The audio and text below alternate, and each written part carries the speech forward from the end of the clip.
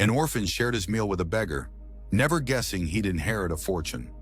But that's how life works sometimes, with its cruelest twists and most unexpected gifts arriving in the same unassuming package. Ethan James knew this truth better than most as he huddled beneath the thin blanket in his corner of the orphanage dormitory, listening to the late autumn rain drumming against the window panes. Morning came too soon, as it always did. Weak sunlight filtered through grimy windows, casting long shadows across the worn floorboards. At 17, Ethan was one of the oldest residents at Hillcrest Home for Children, a distinction that earned him both respect and a crushing sense of urgency. In 6 months, he would age out of the system entirely. "Up and at 'em, James," called Mrs. Winters, the house matron. Her voice wasn't unkind, just weary from decades of shepherding lost children. "Kitchen duty before school." Ethan nodded, his movements mechanical as he folded his blanket with precise corners. A habit drilled into him through years of institutional living. Dark circles shadowed his eyes, evidence of another night spent more awake than asleep, planning and worrying about his uncertain future. The kitchen was warm at least, steam rising from industrial-sized pots as Ethan took his place at the serving line. His stomach growled as he ladled oatmeal into bowls for the younger children.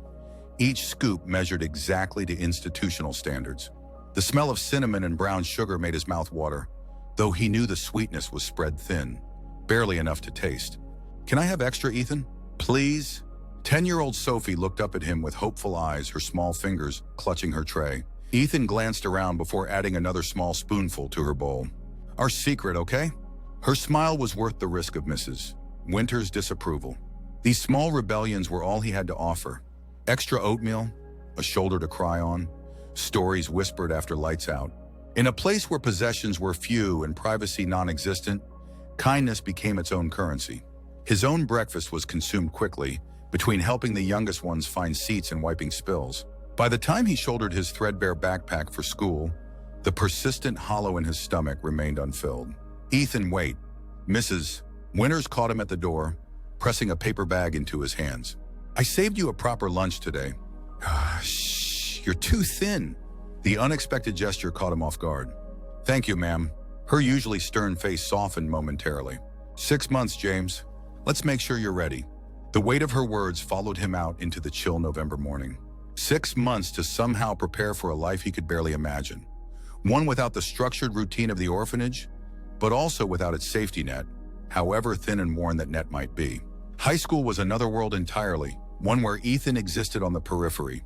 He moved through crowded hallways like a ghost, head down, making himself invisible through years of practiced anonymity. His threadbare clothes and secondhand supplies marked him as different, though he'd long ago learned to ignore the sidelong glances and occasional whispers. In calculus, his final class of the day, Ms. Reynolds handed back their tests. "Excellent work as usual, Ethan," she said quietly, placing his paper face down on his desk. The bold red 98% was his secret victory, one of the few things that felt entirely his own. Ms. Reynolds lingered beside his desk after the other students filed out. "Have you given any more thought to those college applications we discussed?" Ethan's fingers tightened around the strap of his backpack. "I've been working on the essays. The fee waivers came through. All you need to do is finish the applications." Her eyes were kind but insistent. "Your test scores are exceptional, Ethan. You have a real chance at a scholarship." He nodded, not trusting his voice. Hope was a dangerous thing in his experience, sharp-edged and unreliable. Better to keep expectations low, to plan only as far as the next day or week. College was a distant dream that belonged to other people with families and futures that followed predictable patterns. The walk from school back to the orphanage took 40 minutes, cutting through the heart of town before winding into the more neglected neighborhoods where the old Victorian mansion of Hillcrest Home stood in faded grandeur. Usually Ethan hurried through this journey, but today the warmth of the lunch bag in his pocket and the promise of a decent meal slowed his steps. He stopped at Jefferson Park, finding a secluded bench beneath a nearly leafless oak tree. The park was mostly empty in the late afternoon chill, save for a few dog walkers and an old man huddled on a bench across the way. Ethan watched him for a moment, noting the man's tattered coat and the shopping cart parked beside him, filled with what appeared to be his worldly possessions. Unwrapping his lunch, Ethan discovered a turkey sandwich, an apple, and, luxury of luxuries, a small chocolate chip cookie. His stomach growled in anticipation as he bit into the sandwich, savoring the sensation of actual protein, something often lacking in the orphanage's budget-stretched meals. The old man across the way was watching him now, his gaze fixed on the food in Ethan's hands. Their eyes met briefly before the man looked away, but not before Ethan caught the naked hunger in his expression. 6 months. In 6 months, that could be him, hungry, alone, with nowhere to go. The thought sent a chill through him that had nothing to do with the November air. Before he could reconsider, Ethan rewrapped half his sandwich and the cookie, crossed the patchy grass, and extended the offering to the old man. "Thought you might be hungry, sir." The man looked up, surprised. His face was weathered and lined, his beard streaked with gray, but his eyes were a startling clear blue. He hesitated before accepting the food with gnarled, trembling hands. "Thank you, son." His voice was rough, as though unused to speaking. "You're sure you can spare it?" Ethan shrugged, uncomfortable with gratitude. "I've got enough." It was both truth and lie. He had enough for this moment, but the future loomed uncertain and likely hungry. The man unwrapped the sandwich half with careful movements. "Sit a moment? If you're not in a hurry." Something in the man's tone, not pitiful, but dignified despite his circumstances, made Ethan lower himself onto the bench, maintaining a respectful distance. "Name's Howard," the man offered between careful bites. "Howard Miller. Ethan James." "You from around here, Ethan James?" "Hillcrest." He didn't elaborate, but Howard's knowing nod suggested he understood what that single word encompassed. The orphanage, the system, the absence of family. They sat in companionable silence, Howard savoring each bite while Ethan ate his apple, core and all. Waste being something he'd never learned to afford. "What's that you're reading?" Howard gestured to the calculus textbook visible in Ethan's open backpack. "Advanced Calc. For school." Howard's eyebrows rose. "Good with numbers, are you?" Ethan shrugged again, but something in the genuine interest of the question loosened his usual reserve. "Yeah, I guess. Math makes sense. There's always a right answer if you follow the steps." "Unlike life," Howard said with a wry smile. "No textbook for that mess." The unexpected observation startled a laugh from Ethan. "No, sir. Definitely not. You know, I used to be an engineer." Howard's voice took on a distant quality. "Bridges mostly. There's something beautiful about the mathematics of a well-designed bridge. The way it carries weight and tension, distributing forces so nothing breaks." Ethan found himself leaning forward, intrigued by this glimpse of a life so different from what the man's current circumstances suggested. "What happened?" Howard's smile faded. "Life. Bad investments. A bottle that became too good a friend." He sighed, his breath visible in the cooling air. "And pride. Too much damn pride to ask for help when I still had people who might have given it." The raw honesty of the answer hung between them. Ethan felt an unexpected kinship with this stranger, both of them adrift, though at different points in their journeys.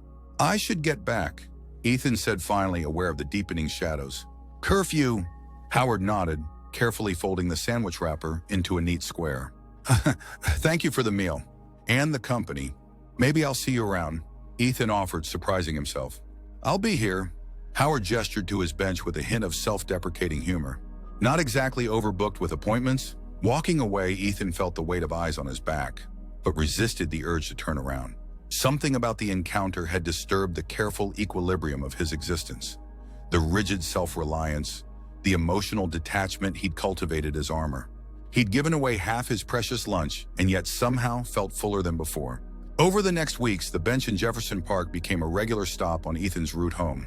Sometimes he brought food, an extra apple from the cafeteria or half a sandwich, and sometimes just himself. Howard was always there, as though he existed solely in that spot, tethered to the weathered green bench. Their conversations ranged widely, from mathematical theorems to Howard's stories of bridge construction in cities across America, from Ethan's uncertain future to philosophical questions about purpose and meaning. Despite the vast differences in their ages and circumstances, Ethan found in Howard something he'd never truly had. A mentor, someone who saw him as more than just another institutional statistic. "You're applying to MIT?" Howard asked one crisp December afternoon, examining the application Ethan had finally completed at Ms. Reynolds' insistence. "Good choice. Their engineering program was top-notch even in my day." "It's a long shot," Ethan demurred, taking back the papers. "And even with a scholarship, there are expenses." "You'll find a way." Howard's confidence was unwavering. "Minds like yours are rare, son. The world has a way of making space for them." The simple faith in those words warmed Ethan more than his thin jacket could in the deepening winter chill. Christmas approached, bringing with it the peculiar melancholy that holidays evoked at Hillcrest. Forced cheer in decorated common rooms, donated presents that rarely matched what the children truly wanted or needed, and the absence made more acute of the families they didn't have. On the last day of school before break, Ethan found himself lingering in Miss Reynolds' classroom after the final bell. "I submitted them," he said without preamble. "The applications. All 5. Her smile was genuine and bright. "I knew you would. The recommendations went in last week." She hesitated, then added, "What about housing during break?" The school counselor mentioned Hillcrest closes for the week between Christmas and New Year's. Ethan's stomach tightened. "They're placing us in temporary homes. I'll be fine." In truth, he was dreading the arrangement. A week with strangers who took in orphans for holiday charity rather than genuine connection. Previous years had taught him to expect awkward dinners, perfunctory gifts, and the constant, unspoken reminder that he was a visitor, not family. That afternoon, he stopped at Jefferson Park as usual, but Howard's bench was empty. Disappointment settled heavily in Ethan's chest as he scanned the area, half hoping to spot the familiar figure with his shopping cart. The absence felt like a small betrayal, though he knew such feeling was irrational. 3 days passed without Howard. The park grew quieter as winter tightened its grip, bare trees stretching skeletal fingers against gray skies. Ethan continued to stop by the bench each afternoon, leaving an apple or granola bar tucked beneath it just in case. On Christmas Eve, with most of the younger children already placed in temporary homes, Ethan found himself alone in the dormitory, packing a small bag for his own holiday placement the following day. Snow had begun to fall, fat flakes drifting past the windows and muffling the world outside. A knock at the main door echoed through the quiet building. Curious, Ethan made his way downstairs. Mrs. Winters was out delivering the last of the children, leaving only a skeleton staff to oversee the few remaining older residents. He opened the heavy door to find Howard standing on the porch, snowflakes catching in his gray beard. He was wearing the same tattered coat but stood straighter than Ethan had ever seen him, leaning on a polished wooden cane rather than his usual shuffling stance. "Howard?" Confusion and relief mingled in Ethan's voice. "What are you doing here? May I come in?" "It's rather cold out here for an old man." Ethan stepped back, ushering him inside. Howard stamped snow from his boots in the entryway, taking in the faded grandeur of Hillcrest's main hall with an appraising eye. "You disappeared," Ethan said, unable to keep the accusation from his tone. "Had some business to attend to." Howard's eyes crinkled at the corners. "And some arrangements to make. Is there somewhere we can talk privately?" Baffled but intrigued, Ethan led him to the small library, rarely used except by Ethan himself, who found solace among the outdated encyclopedias and donated paperbacks. Howard settled into a worn armchair with a sigh of contentment. "That's better. These old bones don't take to the cold like they used to." He fixed Ethan with those startlingly clear blue eyes. "I understand you'll be needing accommodation for the holiday week." Ethan stiffened. "How did you—" "I've made some inquiries." Benefits of remembering a few old connections. Howard leaned forward. "I'd like to offer you a place to stay." "With me?" "With you?" Ethan couldn't keep the skepticism from his voice. "No offense, Howard, but you live on a park bench." Howard's laugh was deep and genuine. "Not exactly. That's what I've been attending to these past days." He reached into his coat and withdrew an envelope, extending it to Ethan. "This might explain things better than I can." Inside was a formal letter on expensive stationery from a law firm, Wellington, Prescott, and Associates. Ethan read it twice, struggling to comprehend its meaning. You're not homeless?" "Oh, I was. For nearly 3 years." Howard's expression grew serious. "Everything I told you was true, Ethan. The engineering career, the bad investments, the drinking, all of it. I lost everything, including my family's trust." He gestured to the letter. "What I didn't mention was that my father was Howard Miller Sr., founder of Miller Construction." Ethan's eyes widened as recognition dawned. Miller Construction was responsible for half the major buildings in the city, their name emblazoned on development sites throughout the region. "My father died last month," Howard continued. "Contrary to what I believed, he never wrote me out of his will. He left the majority of his estate in trust, with conditions." A wry smile crossed his weathered face, sobriety being the primary one. "I've been clean for 18 months, but too proud and ashamed to reach out to the family lawyers until I received notice of his passing." Ethan looked down at the letter again. processing this revelation. So you're suddenly a very wealthy man, yes. Though I've been living on that bench while the legal matters were sorted. Howard's expression softened. The day you shared your lunch with me was the day I'd finally worked up the courage to contact the lawyers. I was waiting for their call, contemplating whether I deserved any of this second chance. The weight of coincidence or fate hung in the air between them. So, will you consider it? Howard asked. Spending the holiday at my home? It's rather large and empty at the moment, and I find I've grown accustomed to your company. Ethan hesitated, years of institutional caution warring with the genuine connection he'd formed with this man. I'd need permission from Mrs. Winters. Already arranged, Howard said with a slight smile. The paperwork has been filed and approved. She was quite amenable once the background checks and references cleared. You did all that? For me? You shared your lunch when you had every reason to keep it for yourself. Howard's voice was gentle but firm. You saw a person, not just a homeless old man. That kind of character deserves recognition. That night, Ethan found himself in the passenger seat of a sleek black car, driven by a man Howard introduced simply as Phillips. They traveled beyond the city limits, into the rolling hills where sprawling estates hid behind wrought iron gates and manicured hedges. Howard's home turned out to be a mansion that took Ethan's breath away. A modern structure of glass and stone that seemed to emerge organically from the hillside. Inside, soaring ceilings and warm lighting created an atmosphere of elegant comfort rather than ostentatious wealth. Your room is upstairs, third door on the right, Howard said as Phillips disappeared with Ethan's meager bag. I thought you might appreciate the view of the valley. The bedroom was larger than the entire orphanage dormitory, with a king-sized bed and floor-to-ceiling windows that would indeed showcase a spectacular view come daylight. Ethan stood frozen in the doorway, overwhelmed by the sudden shift in his circumstances. This is too much, he managed finally. Howard shook his head. It's just a room, Ethan. The house has 12 of them, most sitting empty. No sense in false modesty between friends. That word, friends, settled something in Ethan's churning thoughts. Despite the revelation of Howard's true circumstances, their conversations in the park had been genuine. The connection they'd formed was real, built on shared ideas and mutual respect rather than charity or obligation. Christmas Day dawned clear and bright, sunlight sparkling off fresh snow that transformed the valley into a postcard-perfect scene. Ethan woke disoriented, the softness of the bed and the silence of the room momentarily confusing after years of institutional dormitory living. Downstairs, he found Howard in a sun-filled kitchen, attempting to flip pancakes with limited success. Ah, you're up.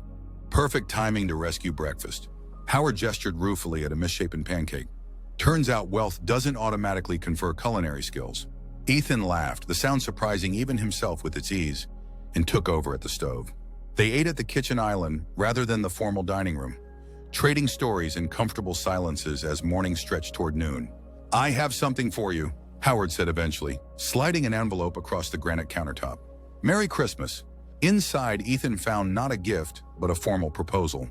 A trust fund established in his name, designed to cover college expenses at whichever institution accepted him, plus living costs and graduate study if he chose to pursue it.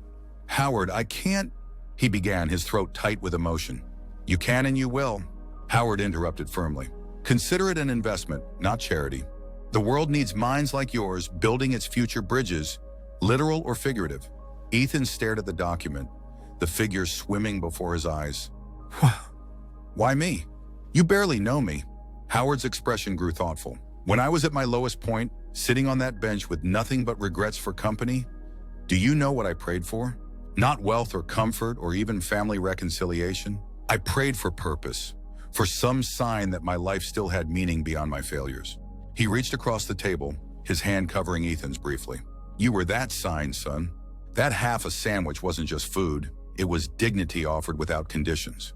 After you left that first day, I made a promise that if I ever regained any portion of what I'd lost, I'd find a way to help you build something that couldn't be lost so easily. The days that followed unfolded in a dreamlike sequence for Ethan. Mornings spent exploring the extensive grounds of the estate, afternoons in Howard's study discussing books and ideas, evenings by the fireplace planning for a future that suddenly seemed tangible rather than theoretical. On New Year's Eve, they sat on the terrace despite the cold, wrapped in heavy blankets as they watched fireworks bloom over the distant city skyline. I've been meaning to ask, Ethan said during a lull in the display. What happens after tomorrow? When I go back to Hillcrest? Howard was quiet for a long moment, his breath creating small clouds in the night air. That depends on you, and on some conversations I've been having with my lawyers. What kind of conversations? About guardianship. Howard turned to face him directly. You're 17 with 6 months until legal adulthood. I've submitted paperwork to become your guardian for that period, with provisions for continued support afterward. Ethan's heart seemed to stop, then restart at double speed. You want to be my guardian? Like foster care? More like family if you're amenable. Howard's voice was carefully neutral, but Ethan caught the undercurrent of hope. The arrangement would be conditional on your comfort with the idea, of course. You'd finish your senior year at your current school, but live here. After graduation, the choice of college would be entirely yours, with the trust fund available regardless of your decision about the guardianship. Family. The word echoed in Ethan's mind, foreign yet achingly familiar. The concept he'd stopped allowing himself to want years ago, when it became clear that adoption was unlikely for an older boy in the system. I don't know what to say, he admitted finally. Howard smiled, the lines around his eyes deepening. You don't have to say anything tonight. We have time. He gestured to the sky as another burst of fireworks illuminated the darkness. It's a new year, new possibilities. As midnight approached, Ethan found himself reflecting on the extraordinary chain of events that had led to this moment. A shared lunch, an unexpected friendship, a second chance not just for Howard but for himself. Bridges built across the divide of circumstances, carrying the weight of both their futures. Howard?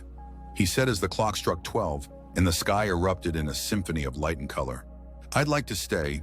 If the offer is still open? The old man's smile was answer enough, his eyes reflecting the fireworks' glow, but shining with a light entirely their own. He extended his hand and Ethan took it. A simple gesture sealing a connection that had begun with half a sandwich and a moment of kindness neither could have known would transform both their lives. Spring brought college acceptance letters, 5 of them, each offering various scholarships that, combined with Howard's trust fund, meant Ethan could choose based on program rather than finances. He settled on MIT, Howard's quiet pride more meaningful than any effusive praise could have been.